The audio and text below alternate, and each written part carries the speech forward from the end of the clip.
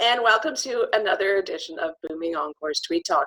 My name is Susan Williams, and I'm the founder of Booming Encore, and I'm joined by Mike Drak, author of Victory Lap Retirement, and this is where we actually just chat about some of the things that are going on and trending on Twitter. Welcome, Mike. Great to see you. Good morning, Susan. It's always a pleasure. Mike, well, yesterday we kind of both felt a little bit down, so I noticed today we both put on some bright colors, so hopefully it'll be a little bit more of a positive discussion today. What do you think? I think so.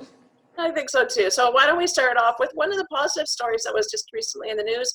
99-year-old man just recently recovered from COVID-19. I love that story. I just, it was the perfect topic to talk about and the perfect story to read. I had a bad experience with my mother. She was in a nursing home just like that gentleman was.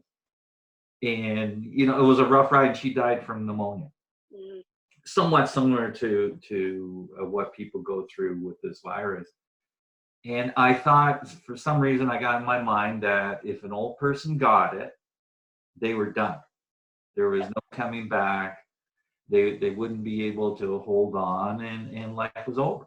And then when I read this story of was he 99 years old? 99 years old, so... He got it. And, he went through the process for 2 weeks and he basically fully recovered from it. So it gave me hope. It made me happy. So maybe we don't have to be that negative and when we think about older people that way, because people do get through it. It's just the luck of the draw, I guess.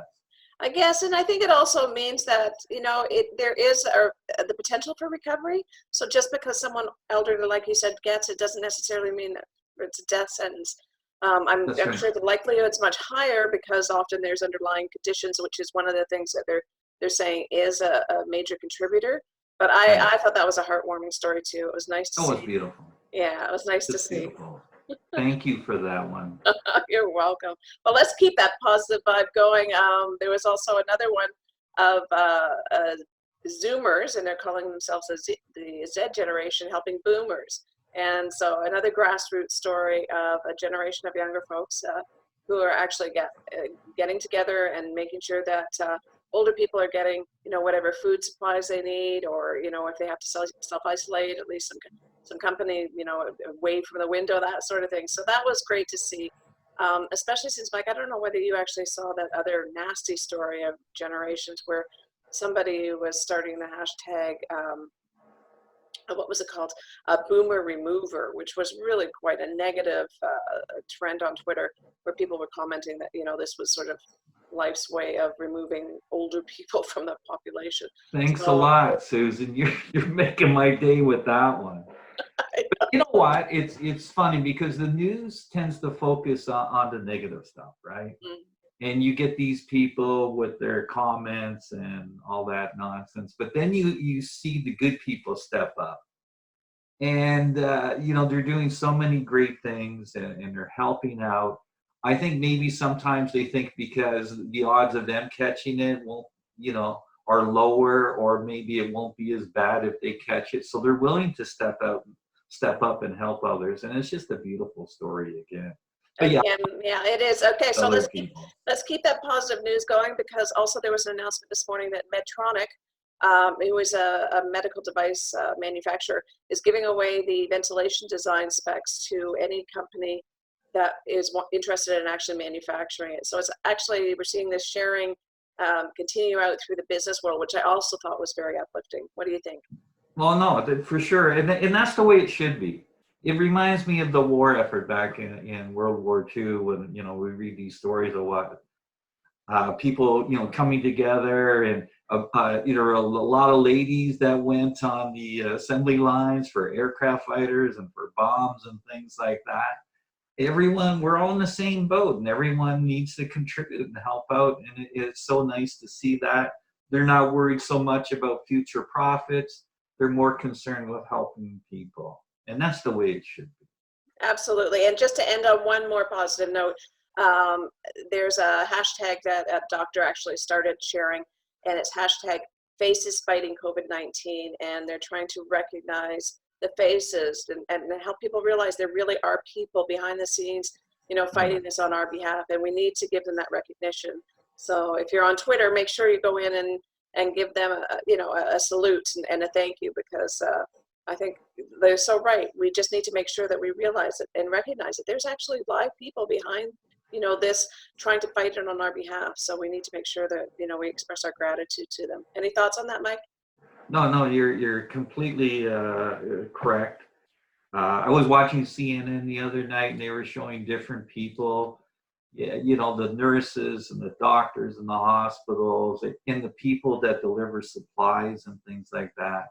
The police department, the fire department, the paramedics, and the people working in the grocery stores, because we need them to make sure that we can go in there and purchase our food and purchase our other items that we need to get through this period. So many people are stepping up, and they're all playing a part, and it's so nice to see.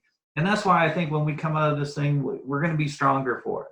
We're going to be more unified than ever, and people really respect one another because of that. So it's even though it's a terrible thing, there are some good things attached to it, I think. Yeah, so let's close this session out today on an inspirational note. I asked you to share what's your favorite inspirational quote, if you had one. So here's one of my favorites. I have many. It's from Hemingway, a writer. And his quote is, "When you stop doing things for fun, you might as well be dead." Oh. But it's so true. Like, even, you gotta have fun. When you stop having fun, why bother? I'm a big believer in that. I think everyone should be having as much fun as possible. And don't sit around and moan and be bored and just watch reruns on TV. There's always something that you can do that will generate a little smile on your face. Okay, absolutely. Well, I had two, because I had a really hard time. There's two that I always, I guess, are my favorites. The first one is, never take a person's dignity. It means everything to them and nothing to you. And that was from Frank Barron. Right. And then the second one is, treat everyone with politeness and kindness, not because they are nice, but because you are. And Roy Bennett was the one tagged with that one. So those are two of my favorites. It's all about your own behavior and how you respond and you react. And the fact is, we all need to be kind and gentle with each other. So at least that's my favorite. You come out with the real nice ones. I thought you were going to quote something from Star Wars, from Yoda or something. Well, maybe next time. Anyways, thanks for your time, Mike. And to everybody out there, please stay safe, and try and stay positive. Mike and I are wearing bright colors today. That was the other thing I noticed, is I was starting to go into my wardrobe, and all I seemed to pull out was black and dark colors. That's right. So was I. Yeah, that's why I had to chuckle this morning when I first saw you. I thought, hey, we're both wearing bright colors. Bright colors. So stay bright, everybody, and hope you found this information valuable and helps you live your best moving Encore. Bye for now. See you later, Mike. Take care, Susan.